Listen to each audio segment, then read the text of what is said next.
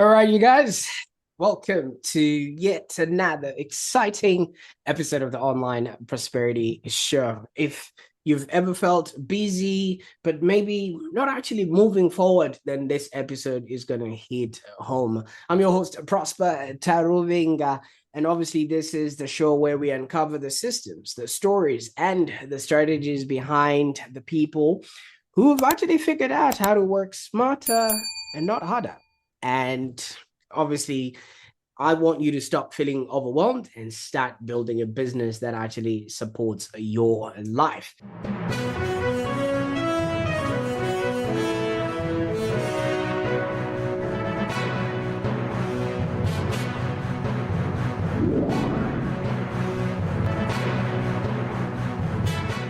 And guess what? Today, we're actually going to be diving deep into that because we've got somebody who's spent over 20 years helping businesses cut through the chaos of maybe using automation, AI, and smarter systems. So, literally, working smarter, not harder.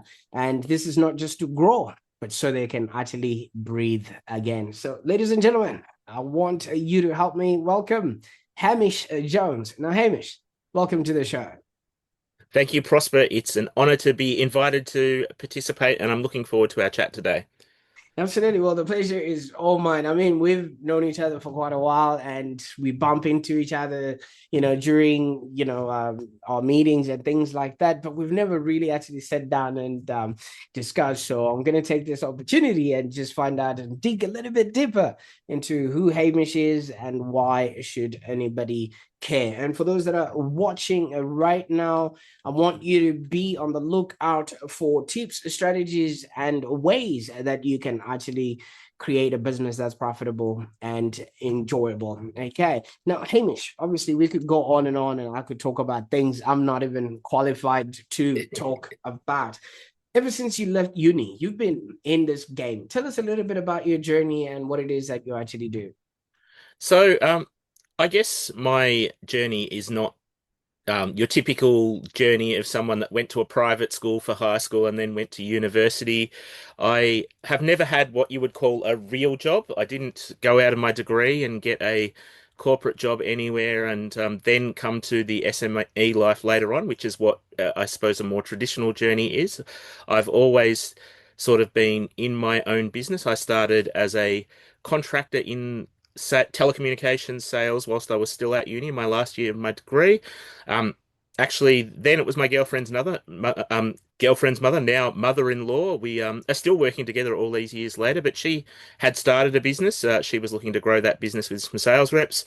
I wanted to earn some more money. I was doing quite well at it, and then got to the end of my degree, did the sums, worked out that I was making more money already working part-time than I would have going to get a graduate job in public relations and communications, which is what I'd actually studied. So hence I sat down at the end there and said, well, I'm not going to work for you, but I will work with you. Let me buy into the business. And never looked back. Have been in the telecommunications and technology industry ever since. That was 2004. We're now in 2026, so 22 years in the same industry. Obviously, it's changed a lot over that time and the business has evolved slightly, but it's what I've always done and always known. Absolutely. And thank you so much for that. Now, Hamish, like you've mentioned, a lot of people would have gone through the corporate route and maybe sort of got to learn or earned their wings, so to speak. Do you feel like you've missed out on that, or it's something that actually has propelled you and not deterred you, in your growth at the moment? I think there are plenty of mistakes I've made along the way that I perhaps would have not experienced had I gone through a more corporate structure with some of those sort of systems and things in place that a bigger corporation has. But I think learning along the way and making all those mistakes myself is actually almost a superpower now because it's helped me understand, the challenges and pitfalls of running your own business in a way that's perhaps different to coming out of the corporate sector. And I think through learning those mistakes and learning from them, and obviously still being here 22 years later, I think that gives me added level of knowledge and skill that I hope I can share in terms of educating others. Sometimes it's a case of, hey, I tried this and this is why it didn't work. Here's something that might work. It allows me to ask questions and understand business owners in a way that many others perhaps don't know how to do. Absolutely. And obviously, we all have different ways and passages that we go through in order for us to reach, wherever it is that we're headed to. But your passage also involves, something that a lot of people would find astonishing. You're working Mm. and have been working with your mother-in-law for a very long time. Some people can't even have lunch with their mother-in-law and still be able to see the end of Mm. the day. Oh, look, absolutely. And I think, there've obviously been some ding dong battles over the years, as you can imagine. But we've always been mindful to, we've gone through different levels of staffing and structures of the business over that time. But we've always been mindful that if we have staff that aren't part of the family, if we're going to have a fight with each other, we do it behind closed doors. We yell, we scream, we say what we have to say, and then, but it's all professionalism in front of other staff, and it always has been over the years. Absolutely. And also just really touching on the corporate sort of lifestyle. Some people, see growth in terms of maybe increase in their stature or position within that business or promotion, so to speak, Mm. and maybe an increase in responsibility and level of that. Now, what was your measure of success, in all this time? Was it money? Was it movement? Was it validation? Or how do you notice that you're doing the right thing? It's actually a really good question, and I must admit that has changed over time. You know, pre-kids, it was definitely the size of the business and how much money you made and the types of things you could buy, and now they're all still important. But post-children, I we have one child, Angus. He's 9 now. Shout out to Angus if he does end up watching this. It's but like it's more a financial freedom is important and you want to make good money, but you don't necessarily need to have a massive bank account. You just need to have enough to, be able to pay the school fees, have a couple of holidays, pay the bills, and not necessarily worry about whether your bank card's going to bounce at the end of the day. You just be able to, confidently tap the card, especially with the price of petrol and things these days. Yeah, you don't need to have billions of dollars in the bank. You just need to be able to sort of live comfortably and do some of the fun things you want to do and still have some money at the end of the day for hobbies and other fun things for yourself as well. No, absolutely. And I like that, so many people end up wearing that busy badge of honor, just doing for the sake of doing, just so Mm. that they maybe feel alive or things like that. And obviously with you now help people set up systems and make sure that they don't quite do that. If somebody rocks up at your house, I mean office door right now, what do they walk away with?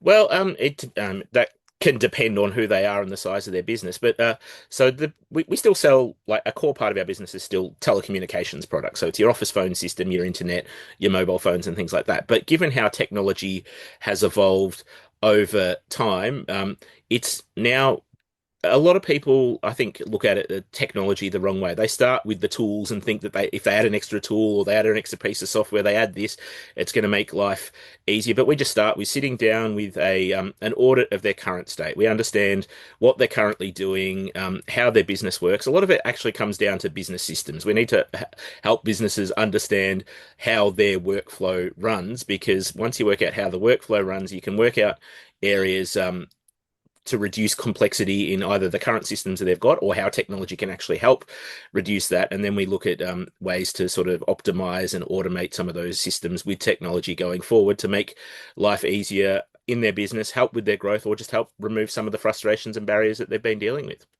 Absolutely. And so many people just buy things because they're being sold Mm, to them. They don't quite see the actual need and, you know, mm. uh, use case for it. Now, do you have like a rule that if you're not using your phone for 3 to 4 days, then maybe you don't need it? Or do you have certain checks and balances that you might just give somebody who's watching this to start noticing whether what they have is sufficient or insufficient for their needs?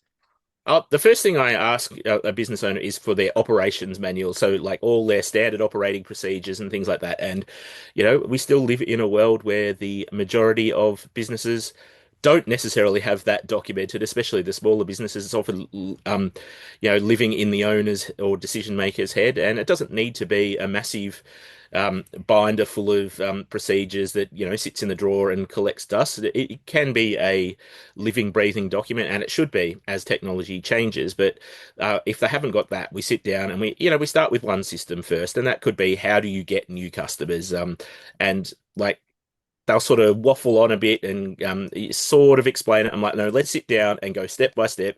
How do you find your customers? How do they contact you? What's the conversion process? How do you follow up with them? What's the conversion process?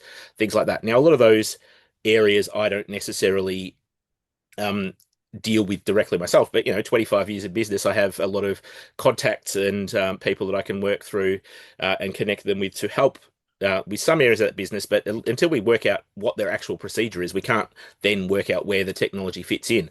After we've worked out the system, we look at their current software stack because theoretically, most people have either got a subscription to Microsoft Office or a subscription to Google for their emails, but they don't know that it actually includes all the other software and stuff that they have access to as well. So they could develop a system often with things they've already got. And before we even start on automation, it's worth getting that system working first, and then find the areas to optimize after that. Absolutely. And it's like having a Ferrari, but driving it with the handbrake on, and you're Mm, just screeching on the freeway yeah. there. Now, with the advent of technology, I mean, you've seen it come through, in the last 25 years, but the last 5 years have literally been the fastest, maybe, that I've ever seen technology Mm. change and swap and things like that. Now, there's a lot of hype out there. And one of the things that you do is work with AI and automation. What are you doing in this space?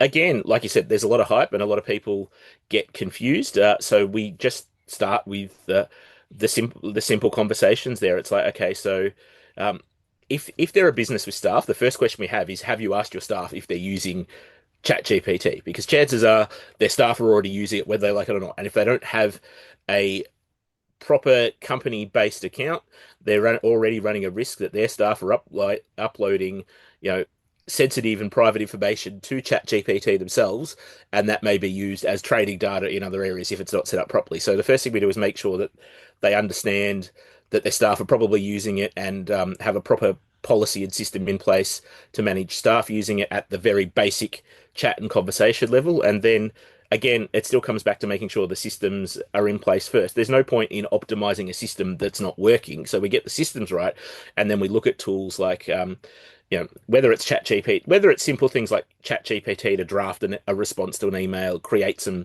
basic documents that they can then, work from to edit later on, or and as it becomes more complex, it's using other tools like N8N or Zapier to automate some of the processes. There's lots of CRM systems out there, things like that. There's a lot of stuff that businesses can do themselves. So for us, it's often just starting points with, here's the things that you need to look at, and if you want to go and play yourself, understand, especially at the basic level. I think it's better if businesses understand how some of this technology works, but then whether it's us doing it or working with partners, we can get that end-to-end implementation in place for them.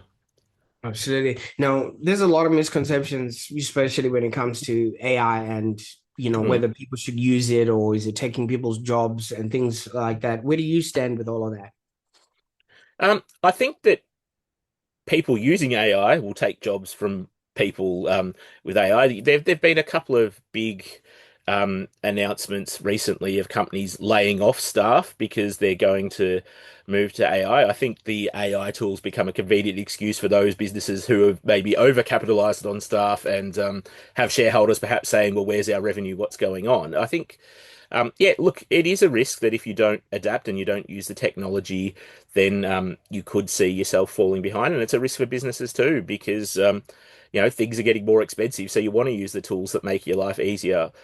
But like I think like you said, technology's changed so far over the last you know 10, 20, whatever years, especially the last 5 years. You look at Uber for an example. Like, no, I must admit, I never imagined when I started selling phone products back in 2004 that you'd be ordering a car from your phone and it'd rock up and then take you where you get out, and it all gets paid for without even any cash exchanging hands. The taxi industry would have told you that that was the end of the world, and things have changed, but everyone's evolved, everyone's adapted. I think there'll be plenty of industries that go through that sort of stuff. I think, um, but I see a world where human touch actually becomes more important in some way. So it's those soft skills of being able to communicate, being able to engage in face-to-face conversation. It's those soft skills that will become more and more important and actually add value later on. So if you can combine both, then you're going to win in this sort of future economy. Absolutely. And obviously, you have mentioned that you offer audits to people. So is that also a place that you would maybe, offer an audit, especially when to see the use case of AI and how they're actually implementing it within their business? Oh, look, when I say we offer audit, it's like it's across the board. Their systems, like everything they use. So we look at the AI tools, we look at the phones and internet they currently have in place. I actually studied, like I said, I studied public relations. I have a master's in communications and actually wrote a thesis about social media back in 2013. So I spent a lot of time on sort of digital marketing as well. It's not an area that I proactively work in, but it's an area I can consult in as part of that because technology has become so integrated. You pick up your smartphone, you take video, you upload it to social media, things like that. All these things are an important conversation. So that all gets encompassed in a an overall business audit, and then some of it I can implement, and some of it I would pass off to people like yourself in that sort of digital marketing space because I think a lot of people that's another space where people don't know what they're doing and they don't have a framework set up. They just, ad hoc post here, there, everywhere, maybe write a blog post once every 6 months if they remember to.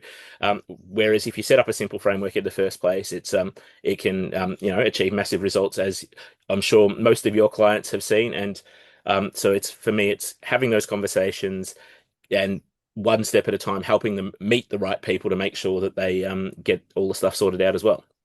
Absolutely. So this sort of takes you away from being the operator to an actual architect because you're Yeah. laying the foundations and the blueprints for business in order for them to then follow through and go on and build something that is remarkable. And I think a lot of people need to have somebody like yourself in their corner. Now, if somebody's watching this and is eager to maybe get in touch or maybe find out a little bit more about how you can help, where would they be able to go to on the internet to find out that information, Hamish? Look, there's if you search for Hamish Jones, you're probably going to find me, but otherwise, on LinkedIn is probably the best social media platform to connect with me on. Otherwise, my own personal website, hamishjones.com.au, or the telecommunications business is at bestbusinessdeals.com.au. Absolutely. And I'll make sure that all those links are in the show notes below so that people can actually find their way. Now, Hamish, when we started, you introduced us to the university bloke that was trying to figure out his life, and now your life has also sort of changed with Angus, who's now 9, as you Hmm. say, and things of that nature. But for those that are sort of maybe trying to find their way, you took the way that didn't involve the corporate side, and you went straight into the business side. What sort of advice would you give to people that are trying to figure out which way should they go in order for them to at least end up somewhere they can enjoy a life? I think there is no right or wrong way. It's just remembering that it's never too late to change. I always use the example of Colonel Sanders and KFC. That was a guy that, you know, most other people would be retired by the time he started KFC, and obviously it's now a global business, a global behemoth. So it's never too late, but you're also in a beautiful time in history where technology allows you to test and try so many different things. Um, you've got a tool in your pocket, ChatGPT, which has all the world's knowledge. You can ask it questions, you can come up with ideas, you can look at things, you could start a side hustle, you know, in half an hour if you really wanted to, because ChatGPT could do everything from give you the idea to build your website and find you a free hosting platform if you want to put something up there. So there's no excuse not to try something if if you're not 100% happy where you are, it's just a matter of having that courage, but also, but remembering that you can fail quickly too. So if you try an idea and it doesn't work out for you, or it's not quite as much fun as you thought it would be, try something else. You can literally spin up something in an hour and give it a go. But you've got to give it a proper go. You can't just you can't just go from the next shiny thing and things like that. Again, that comes back to what I was talking about. A lot of business I talk to with choosing the wrong tools, and then they're paying for all these subscriptions and not getting anywhere. You've got to give it enough of a go to make sure it's worthwhile, but don't be afraid to try something else if you find out, 6, 12 months later that it's not quite what you thought it would be as well. But yeah, Absolutely. just give it a go is the thing, but and don't think you're wrong. Everything, nothing is a failure. It's only feedback if you learn from it. It only becomes a failure if you refuse to learn from it and you keep repeating the same mistakes. Absolutely. And speaking of giving it a go, I noticed somewhere that you started lifting heavy things. I do enjoy some time in the gym. I tried cardio. Cardio's not for me. I tried a fun run once. I trained and got to a 10K fun run, and then at the end of that decided never again. Um, but no, I am an amateur power lifter, and I have enjoyed lifting heavy things. A lot of people do meditation or yoga or something like that. I find it's much more relaxing for me to go into the gym and put a heap of weight on the deadlift bar or the squat rack, and just see how much I can move. And I look, there's a lot of analogies between exercise and business, and I think when you're a beginner and you could be all the gear and no idea. So you'll go in there, you'll have the latest and nicest clothes, but you'll wander around if you haven't got a proper program, thinking, what the hell am I supposed to do now? How's this going to work? You'll go through a stage where maybe you are starting to do things, but you hurt yourself again because you don't have a framework in place, you don't have a system. It's only when you start um, planning it and having that system, setting yourself goals and realizing that, a 200 kilo deadlift doesn't happen today. It happens 6, 12 months ago with the right nutrition, the right planning, the right progression, and the right recovery to get there in the first place. Running a business without those systems is the same as, exercising in the gym if you want to get towards somewhere. That's not to say there's anything wrong with just moving for the sake of moving. If you need to look after your health before you look for anything else. But my business career has been based on systems and frameworks, so it made sense for me to do that in the gym as well. And progressively working towards something and lifting heavier weight is something that works for me.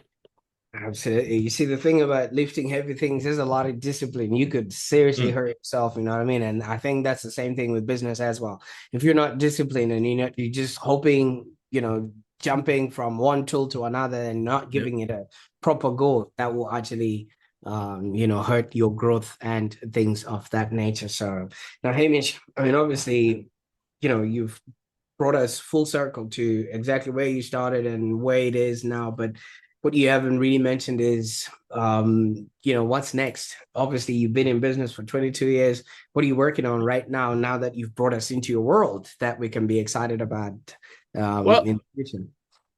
I mean, business is not everything, but it's an important thing, and I think that if I can change the lives of small businesses by giving that tech and frameworks, whether it's more revenue to support their families or whether it's um, you know more time that they can spend with family. I think that I I get incredible satisfaction out of doing that, so I'll keep doing that.